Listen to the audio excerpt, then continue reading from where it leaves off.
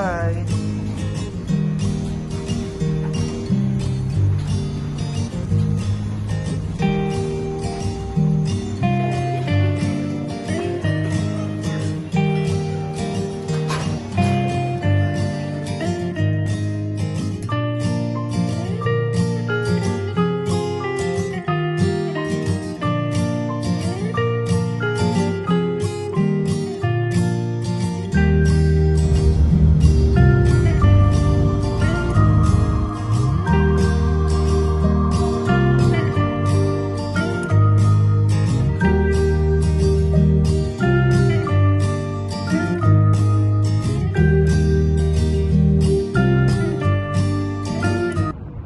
Hello guys, we're finally here in Dallas, Texas. Nandito kami sa hotel namin at Home Suites 2 at Baylor. No? Sobrang lamig. As of now, it's 2 degrees here. Parang mas malamig dito kaysa sa California kasi humahangin eh. So it's quite windy in the afternoon. Pero ngayon yung paggising namin this morning, hindi naman masyado mainit. I mean, hindi naman masyado windy. So, kung makikita nyo, yung tahimik dito, oh. Nag-struggle nga ako maghanap ng food kahapon. Of course, syempre, bago tayo, it's quite scary lumabas ng ikaw lang nakikita mo ikaw lang mag-isa na naglalakad sa labas. Ang ganda ng hotel namin kasi overlooking siya ng ano, I think this is downtown, no? Sobrang ganda ng skyline talaga ng ano, ng Dallas. Very modern. Ito may pool. So this is just a 2 or 3 star hotel. Pinili namin to kasi malapit sa lilipatan namin na apartment. And of course, dito sa work ni Darlene, will be staying here for 7 days. Kasi sa January 7 pa available yung aming ano, apartment. So yan, ito ang Baylor. Ito ang Dallas. Ganda. Dito tahimik talaga. Nasa Gaston Avenue kami. Ano? Dati pinapanood ko lang yung sa mga vlogs eh. So update namin kayo from time to time yung mga transition namin. Of course, wala ka nang aasahan na pinsan dito, your cousins, your kuya, your ate, your aunties and uncles. Wala na sila rito. Kaya naman, no? And actually, nakamit pa nga ako ng younger than us eh, na during the breakfast. Same hospital din sila ng wife ko. So, let's pray and hope for the better transition para sa amin dito sa Dallas, Texas. Okay? Thank you guys. God bless us all. Waking up in this paradise, thought I was paralyzed. It's just as I realized, a continuous fall. Hey man. I jumped on a fast train to jump off a fast train to land on my glass face. It all breaks the same.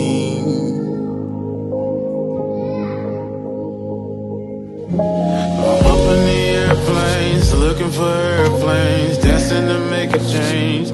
So I jumped towards the sea.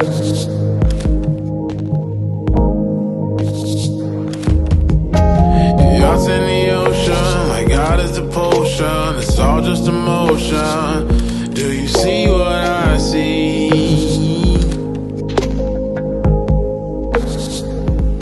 I'm seeing stars.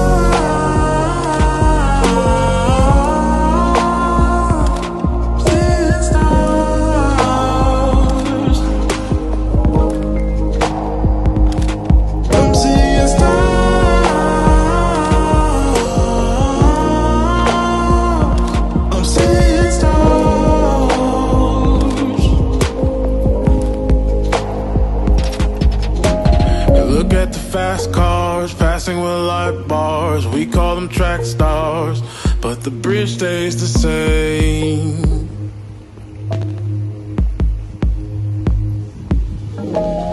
Bikes in the nighttime, it's never a bad time. Splash of emotions, it feels just like rain. God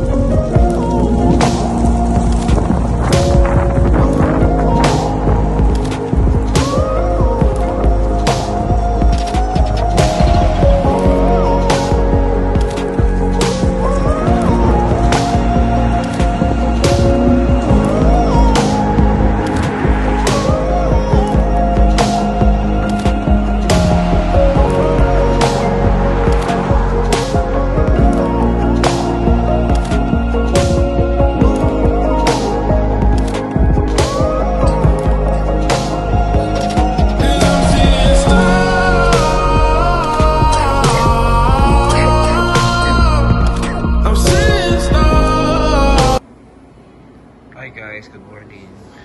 Nandito ako sa Home to Sweets by Hilton. Kami sa Pilipinas kasi ganito lang yung breakfast nila. Yan, may juice. Alam nyo yung first day namin dito, first morning, swerte pa kami. Kasi, actually hindi nga swerte eh. Ngayon ang swerte. Yan, oatmeal. Ito naman waffle. May waffle maker sila. Eh kung medyo Americanized ka na, okay lang. Ngayon meron silang sausage and omelette. Noong first 2 days namin, wala niyan. So, na-miss ko yung tuyo. Kain. Yung beef tapa. Tapsilog, di ba? So, ganun lang. Ito lang yun. Nice. Ito yung 9 experience namin. Hanggang 9 AM lang to.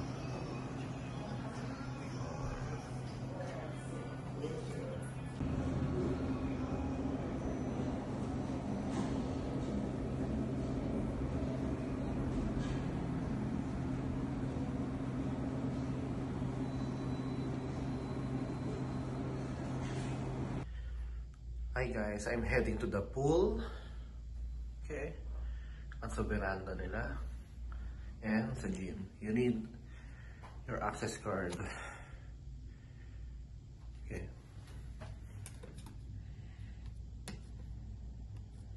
Ganda naman. It's open. Yan. Not only that, may guest laundry tayo. But it's not for free kasi kailangan mo ng quarter coins. Yan. Mamaya maglalala kami. Napaka-convenient nito na tong hotel na to. May kitchen ka sa loob. Katabi namin yung gym. Nakikita nyo yung pool. Mag-workout na kaya ako. Yan. May water. May TV rin sila. Pero hindi naka-on eh. I don't know kung ano. Labas tayo, pakita ko yung pool. Ito yung veranda. Here. Dapat daw sabay. Okay. This one, naka-lock din yung going to the veranda. So you need your access card.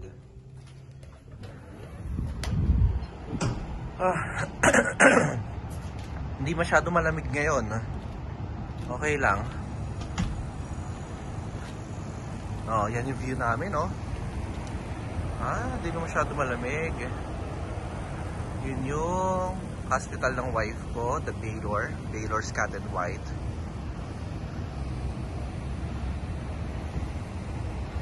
I think that's downtown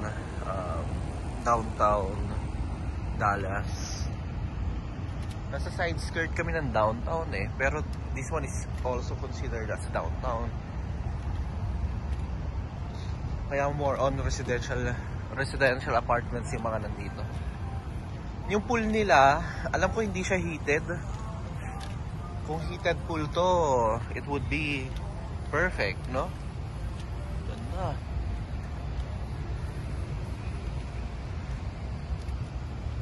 Sarap na tumambay ngayon kasi hindi na masyado talaga malamig.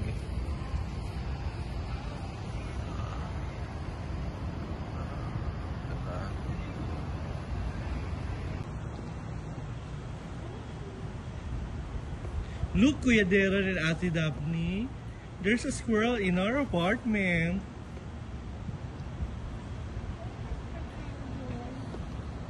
Hindi, sasend ko sa kanila mamaya. Oh, look! Hello! Are you happy to be here? Yeah. This is gonna be our apartment.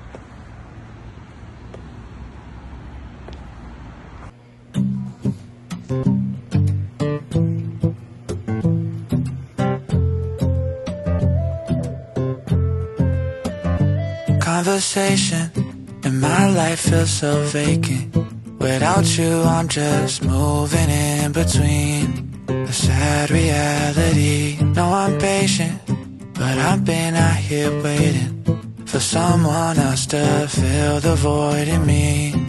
A harsh reality. And I've heard you're with someone else. Well, I'm here by myself, holding on to what you left.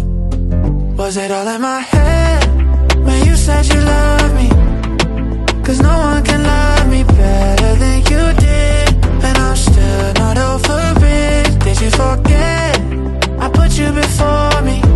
Memories haunting me knowing you gave it up instead. You did. Was it all just in my head? I'm worried that it all meant nothing. Hi guys, naglalaba tayo dito. Andito kami sa hotel. It's Home 2 Suites by Hilton. So, meron silang mga Conversation and my life feels so vacant.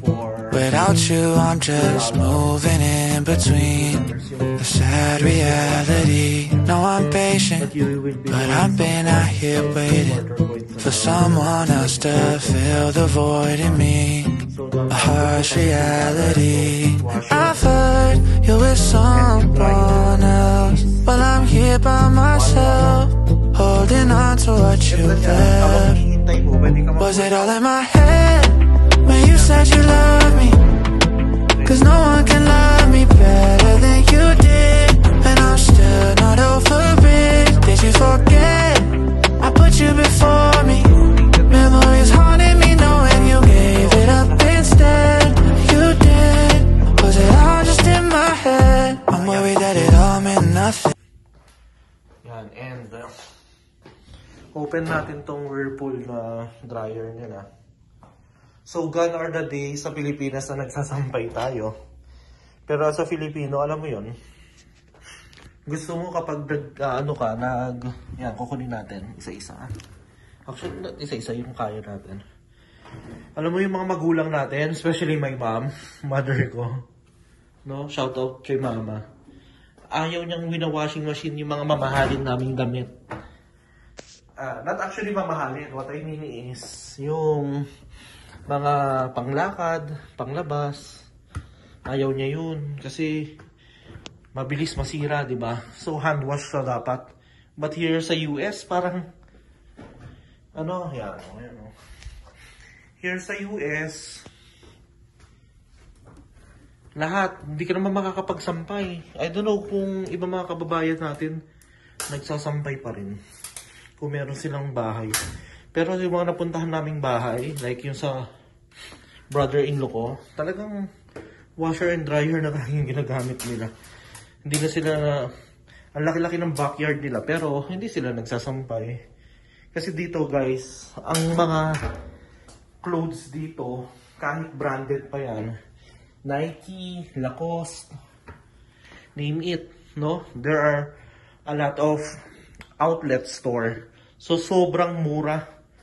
Feeling ko nga, yung mga damit dito is really meant naman na ma-wear mo, suotin mo, may wear and tear talaga sila. Para bili ka lang ng bili. Kasi ang mura eh, no? Lalo na kapag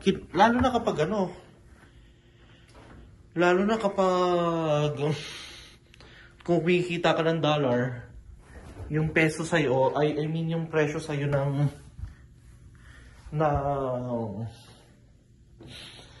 clothes sa mga outlet, sobrang mura na. Like, nakabili kami lately, yung Levi's ko na denim jacket na hindi ko mabili-bili sa Pilipinas. Hindi naman dahil sobrang expensive kasi hindi ko lang siya type kasi ang init sa Pilipinas eh. Of course, ayaw mo naman lagi ka naka-jacket. Para hindi ka makaporma na naka-jacket. Unless December talaga, punta kang Baguio or Tagaytay. Dito ang mura. 2.5 ko lang sa pera natin ha. 2.5 ko lang siya nabili. I believe nasa 5,000 to 6,000 siguro yun sa Philippines, no? Ayan. So, nagpipigil kami sa California magbili-bili, mag-shopping. Kasi nga, hinihingal pa ako, no? Kasi nag-treadmill ako. Kasi nga guys, ayaw kong bumili. Mapupuno yung luggage namin going here sa Dallas. Nag-airplane din kami papunta rito eh. Yan. Tapos na ako. So, titignan naman natin kung paano mag-dryer. So, sinet ko na lang siya sa heavy duty para tuyong-tuyo, no? Yung delicate, siguro yan yung mga... Basta yung mga panglakad nyo na hindi masyado makakapal, no? Yung mga baby clothes. So, before we start, ito yung $quarter natin. Quarter coins. So, 25 cents siya dito. So, that's 1, 2, 3, 4. Okay? Tapos, push natin. Insert payment. Oh, narinig. Wala na. And then, start. Oh. As easy as 1, 2, 3. Select cycle, insert payment, then press start. So, hindi ko lang alam kung ilang minutes to. Wala naman siyang digital display kasi. So, hintayin ko na lang. Siguro, I will lift several sets ng weights natin. Dito sa Amerika, tataba ka talaga. Grabe. Nakakataba. Bakit? Kasi kung kain ka ng kain eh, tapos puro burgers, fries, yun yung pagkain nila, pizza. Yan. Yun ang pagkain nila. Yan. So dito, 8 PM na ngayon. Hintayin ko lang yung matapos yung nabaha ko, nilalaban ko. Ang bagal ng oras dito. Minsan parang feeling mo naman ang bilis-bilis. No? So that's it. Yun ang experience ko ngayong araw na to. A laundry day. Actually, it's laundry night. Okay. So, I hope nakatulong to sa inyo. Sa mga, lalo sa mga magmamigrate dito sa Amerika. So, just be prepared, no? I know there's no such thing as being ready talaga, but do your best mentally and physically, di ba? Para kapag nagpunta kayo dito sa Amerika, is talagang prepared kayo mentally and physically, di ba? And of course, financially. Kailangan nyo rin kasi pag-ipunan habang nagta-transition kayo. Kasi marami pang mga expenses na mga expenses na kailangan yung bayaran, no? Like apartments, food, kung paano mag-set up ng electricity, ng wifi, everything, no? Sa apartment nyo. So, there's gonna be in another vlog, no? This is just a raw vlog para lang makita niyo kung anong ginagawa ko tonight. So, see you again guys. Bye.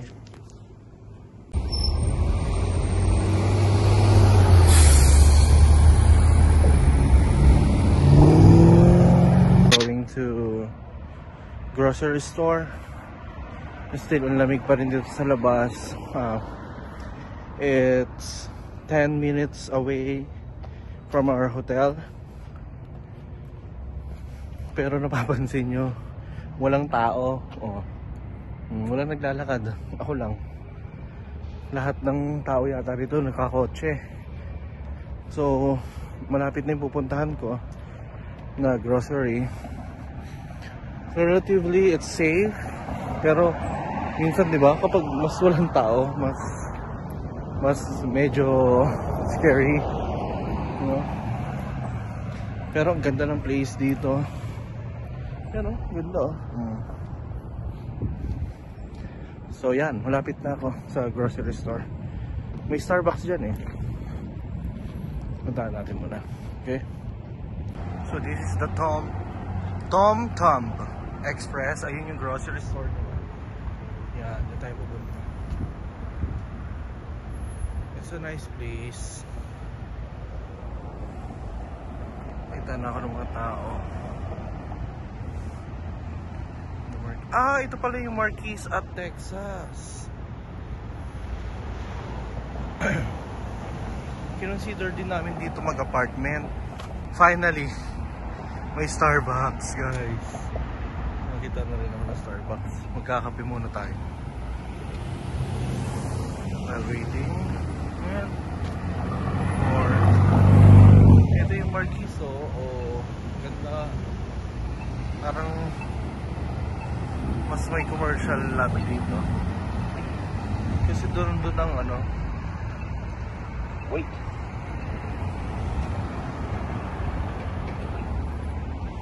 May Starbucks sila dito sa grocery nila na Tom Tam. Ganda, malaking grocery ito. Pero sabi nila it's a little bit pricey here. Baka parang Rustan's. I don't know. Absolutely mas mahal siya kaysa sa Walmart. Kape muna tayo. Pwede ko lang ibalik bayad box ko.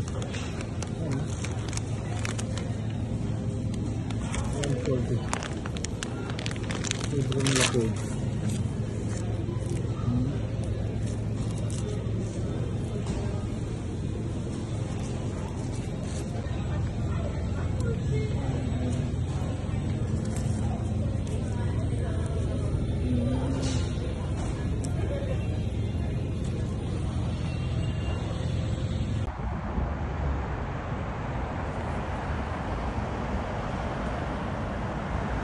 Dalawa akong mag-hintay sila. Ayan sila. Happy New Year everyone! I am preparing our simple New Year's Eve na dinner namin ngayon. So what we have is we have a penny pasta, ribeye steak, nag-marinate lang ako ng wings. So ongoing na yung niluluto ko. Tapos na yung New Year sa Pilipinas at syempre na-miss namin ang aming family sa Philippines. Nandito kami ngayon sa hotel, Home 2 Suites, na meron siyang sariling kitchen. You can actually cook simple and yung mga mabibilis na pwede nyo lutuin. So, I went to the grocery kanina, bumili lang ako ng steak, and meron rin tayong sparkling wine. So, later makikita niyo yung aming dinner. Kung paano namin isi-celebrate ng simple yung New Year dito sa Dallas, Texas.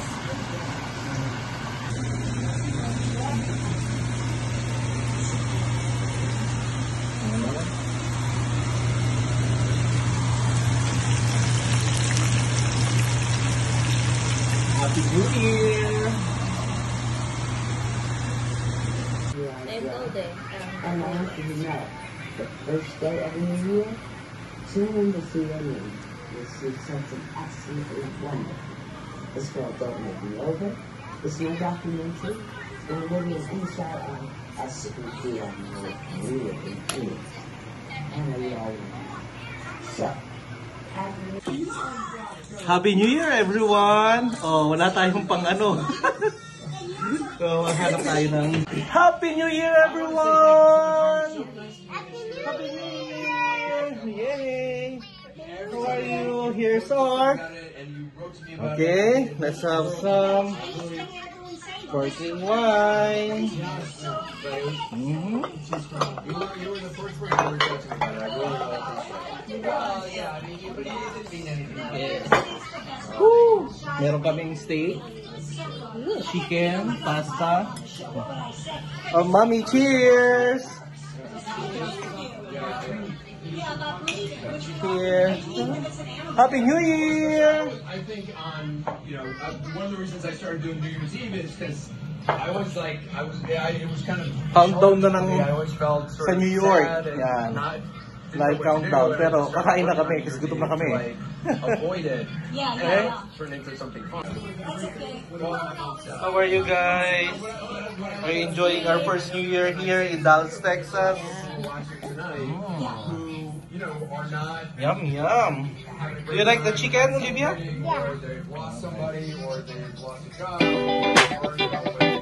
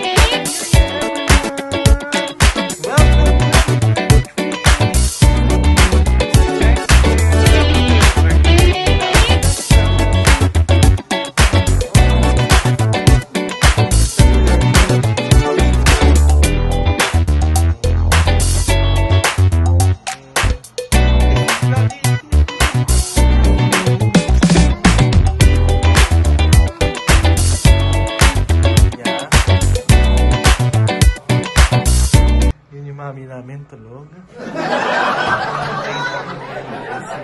Kasi, late ng 1 hour sa New York ang Dallas, Texas. Nandito ang fireworks mamaya sa downtown. I was so lucky. Because I was still awake. Yeah, you're so lucky. But mommy is not. What can you say? I love it. You love it? Yeah? You love even though we are inside the hotel lang? Huh?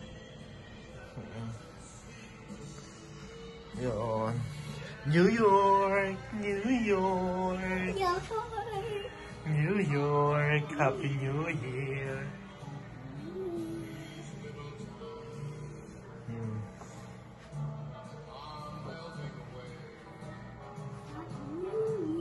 Hi guys, pa-check out na kami here sa Home 2 Suites at Baylor on Gaston. Hindi na ako nakapag-vlog ng room tour namin nung pagdating namin kasi sobrang pagod na kami. Pero ngayon, i-room tour ko kayo. Pero disclaimer, magulong-magulo kasi pa-check out naman kami. Just magkaroon lang tayo ng content kung gaano ka-comfortable here in our room. We stayed here for 7 nights. At ang masasabi ko sa kanya is 4.8 star out of 5. Kasi very very functional lahat, no? So ito yung from the door, you have almost full size fridge. Tayo mga Pilipino kasi sa bahay natin almost ganito lang naman yung fridge natin. May mga pagkain pa pala tayo dito, mami, no? Yan ang refrigerator, yung fridge na sa baba. And kompleto siya, almost lahat ng gamit, no? At the best thing here, pwede ka magluto. So, you can actually cook your food, yung mga simple meals lang like corned beef, mga microwavable na mga food, nandyan na rin. Tapos, meron pa siyang dishwasher, guys. Ito yung dishwasher niya. On my left side, yan yung AC control at saka yung heater. You have a decent size bathroom. The only cons dito, napansin ko, yung water pressure niya is hindi ganun kalakas. Pero good enough, syempre, makakaligo ka naman. Pero hindi siya talaga yung sinasabi na parang heavy yung, heavy talaga yung, or very strong talaga yung water pressure. The best thing here is, napaka-functional almost lahat, no? Ito pala yung pinahiram sa amin na cooker. So, it's a burner, electric. Hindi siya induction, electric siya. So, papahiramin rin nila kayo ng kettle. No? So, ito naman yung yung dining table nila. So, multi-purpose table. Kung meron kayong mga ginagawa. Yan. Tapos, nag-fit mo sa'yo dyan. Ang the best dito, ito nagiging sofa bed. Inubo pa si Olivia. Ito sofa bed talaga siya. Kasi para siyang full size bed. Pag sinet up mo. So, you would be having one queen size and one, parang hindi naman siya single parang mas malaki siya kaysa sa single. I think it's a full size bed. Nung ibubuk ko to, parang sa una, nata-turn off ako kasi hindi ko type yung may kurtina, hindi ko type yung wallpaper niya. It looks dated for me, pero alam mo, nung nandito na kami, very functional to. As in, kasi si Olivia nagkasakit siya nagkaroon siya ng flu sa So, nandito sila ng mami niya para kaming nasa ospital. So, meron kang privacy or meron kang at least isolation pag inano mo yung kurtina. Itong curtains niya. Yan. The best thing here is, alam mo kung ano yun, guys? By the way, ito sa cable TV, hindi siya smart TV, so you don't have Netflix. Okay? Hindi mo rin maano yung mga account mo. The good thing here is tanaw na tanaw mo naman ang skyline ng downtown. Pero hindi ito yung the best skyline nila. Kasi yung view talaga ng pinaka best skyline ng Dallas is nandun sa opposite side. Makikita nyo pa yung Reunion Tower. Kaya nung nagkaroon kami ng nung Christmas Eve, hindi namin makita yung fireworks. Medyo gloomy ngayon, no? Kakaiba talaga weather dito sa Dallas. So ito naman yung AC namin. Yan ang AC. Kung if you wonder, saan ang on and off nyan, nandito sa switch. So yung nandun sa baba, dalawang switch yan eh. Yan. So, yun lang. Very functional talaga dito. For us, it serves the purpose na nandito kami, na malapit sa Baylor and everything. Happy naman kami for 7 nights. And malapit kami. By the way, we're in second floor, room 203. Malapit kami sa gym, malapit kami sa laundry, malapit kami dito sa swimming pool nila. So, kung magpipili kayo ng hotel or ng room number, maganda dito banda. Doon mas papasok lang at medyo malayo yung lakad ng kaunti. Pero at least kapag nag-laundry kayo ng mga clothes nyo, malapit na siya. No? So, what can I say? This is Home2 Suites here near Baylor Scott and White on Gaston Avenue. Maganda yung experience namin. By the way pala yung breakfast niya, medyo yun lang pala disclaimer. Siyempre, Filipino tayo eh. Paulit-ulit yung breakfast nila. They have waffles. Wala kang pancake yata. Nung first day, yung first breakfast namin, wala kaming walang egg. Pero nung the following day, siguro marami nag-request since nakikita ko daming Asian na naka-check-in. So they have sausage McMuffin, yung parang ganun sa McDonald's. At saka may mga eggs na sila. So magluto na lang kayo ng preferred food nyo. Huwag lang kayo magluto ng mga tuyo. Yung mga fish, ayaw nila yon, of course. Yung mga hindi smelly na food, okay? So, that's it. Ito lang yung munting review natin dito sa hotel namin. Okay?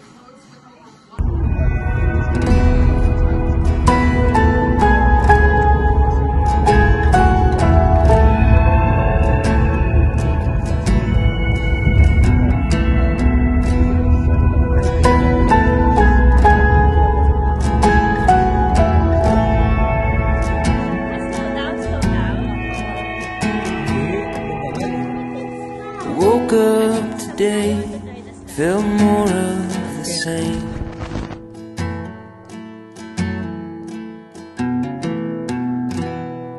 A marathon runner